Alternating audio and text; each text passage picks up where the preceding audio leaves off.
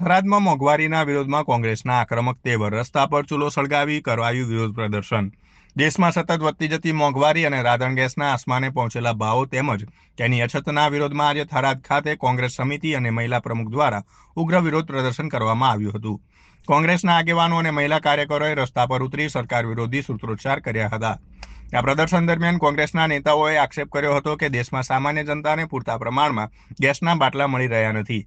જ્યાં ગેસ ઉપલબ્ધ છે ત્યાં કાળાબજારી થઈ રહી છે અને ગરીબ તથા મધ્યમ વર્ગના પરિવારોને ભારે હાલાકી ભોગવવી પડી રહી છે।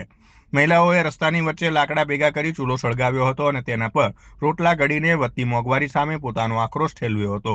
મહિલાઓએ જણાવ્યું હતું કે મોંઘવારીના કારણે હવે ગેસ પર રસોઈ કરવી સામાન્ય માણસ માટે અશક્ય બની ગઈ છે। મામલો ઉગ્ર બનતા સ્થાનિક પોલીસે તાત્કાલિક ઘટના સ્થળે પહોંચીને કાર્યકરોની અટકાયત કરી હતી અને તેમને પોલીસ સ્ટેશન લઈ જવામાં આવ્યા હતા। આજે વાલથરાદ જિલ્લા મહિલા કોંગ્રેસ સમિતિએ જે દેશભરમાં ગેસના બાટલાનો 60 રૂપિયા જે વધારો કર્યો છે તેને અમે સખત વખોડીએ છીએ અને જ્યારથી 2014થી આ ભાજપ સરકારનું રાજ આવ્યું છે ત્યારથી મહિલાઓ એટલી બધી ત્રાહિમામ થઈ ગઈ છે। દિવસે ને દિવસે મોંઘવારી વધતી જાય છે। અમે સરકાર શ્રીને વિનંતી કરીએ સાહેબ કે તાત્કાલિક ધોરણે આ ગેસના બાટલાનો ભાવ ઓછો કરે, આવી અમારી મહિલાઓની બધાની માંગ છે।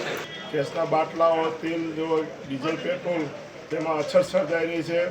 એના વિરોધ માટે કરીને સરકારે એની નીતિ સુધારવી જોઈએ।